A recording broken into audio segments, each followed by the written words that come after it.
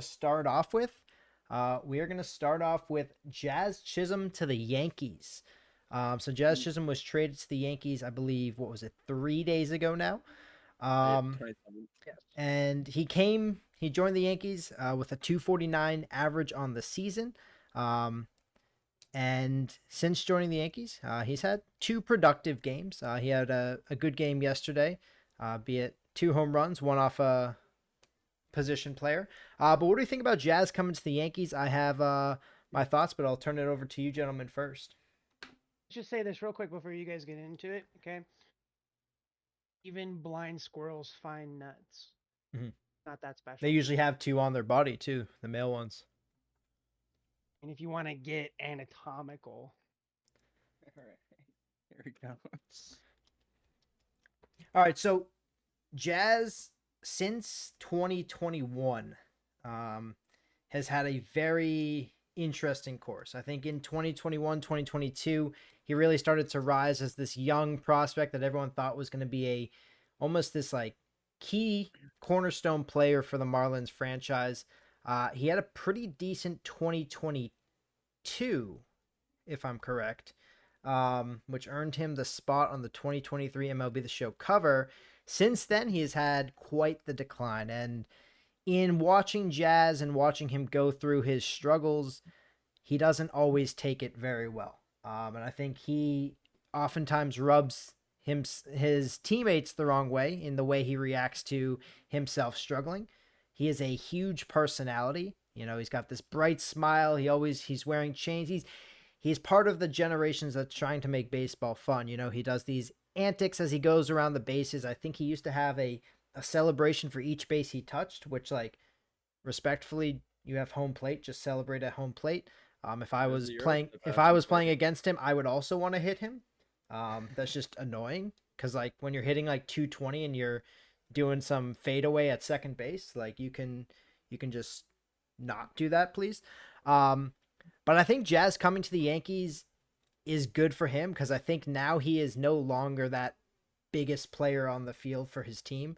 I think being around guys like um, Judge, who's kind of become this de facto Yankees captain who carries himself really well both on and off the field, doesn't talk a ton.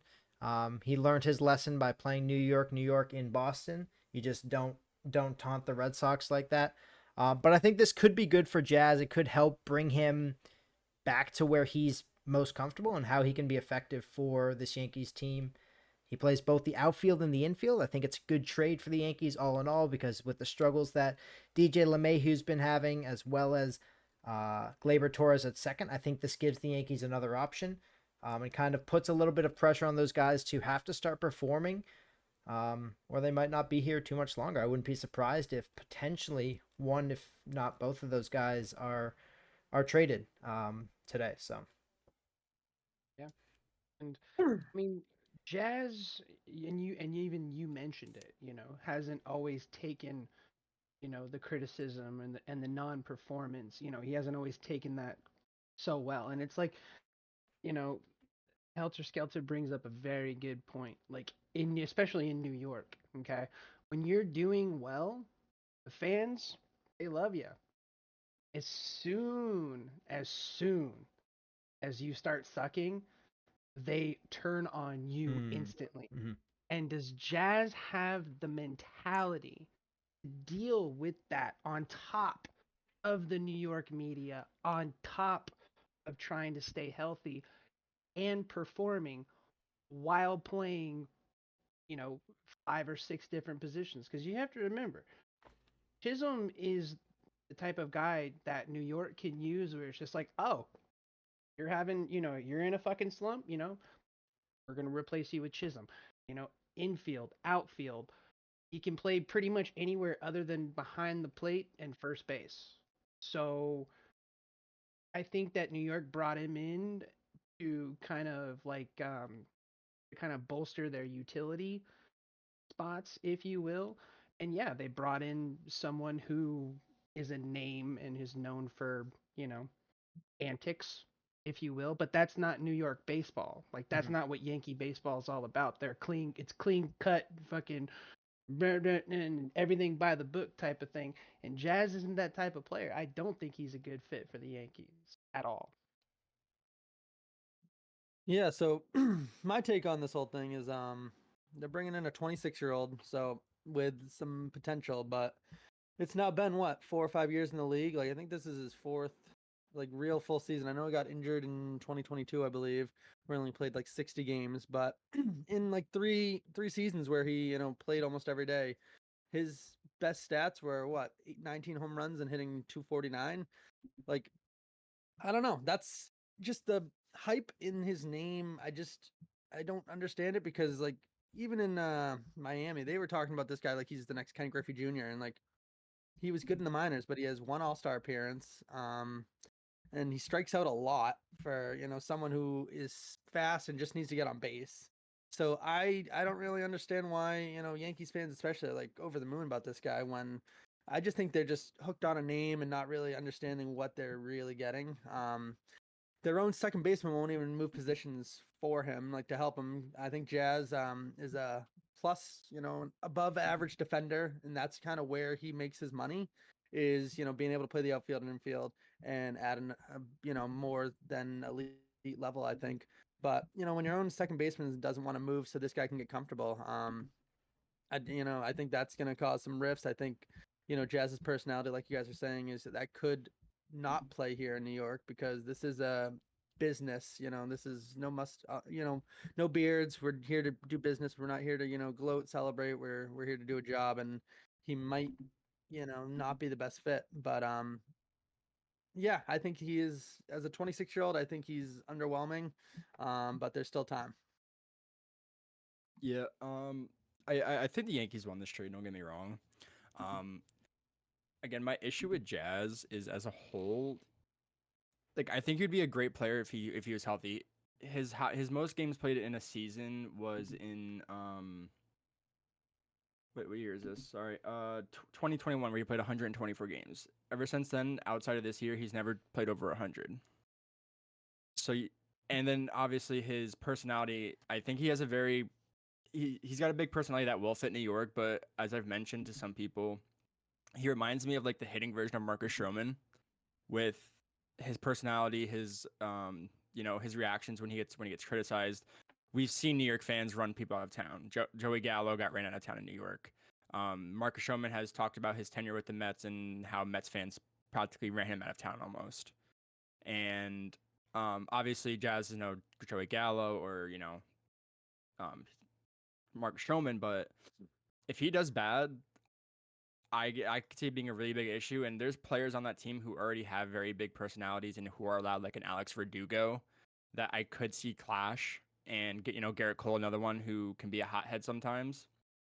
But I mean, if you look at it from a production perspective, Yankees were bottom 5 in production from left field and third base this year. So I do think it is an upgrade there. Whether he is above average performer or whatever, I still think it is an upgrade. So I do think it is a good trade for them. But I think the hype around Jazz isn't as good as some people may think it is. But and I do not think he's the third best option on the team, on a championship contending team. Yeah, right now, not on this Yankees team either. So. I mean, I think when this Yankees team is healthy and playing well, I see him. He's kind of almost bottom of the order type of hitter. I think the Yankees obviously are going to benefit from his value for what he is going to get paid. What they have until 2026 for arbitration. I don't think he's going to demand a ton in arbitration, or he can try to. He just won't get it. But again, it's possible that we see Jazz as a guy who comes in and starts to understand and maybe mature a little bit under some of these bigger names like a Soto and a Judge. I think both relatively well-mannered individuals who, like, if like someone, Hammer just said it in the chat, Jazz used to being able to do what he wants and the Yankees are the opposite. Hopefully he understands that and is able to mature and kind of learn under these professional hitters in Judge and Soto about, like, hey, look, you can have fun and you can be really good, but you need to start to understand that it's not about you, it's about the team and about what you need to do to help the team. And sometimes moving a guy around and playing him where you need him on that given day gives him that understanding of like, hey, this is for the team. Like, I want to be a shortstop, I want to be a center fielder, but they're telling me I need to play third today. That's what the team needs. It gets me in the lineup. And then you start to focus more on your hitting, take a better approach. He is very swing happy. He wants to hit bombs all the time.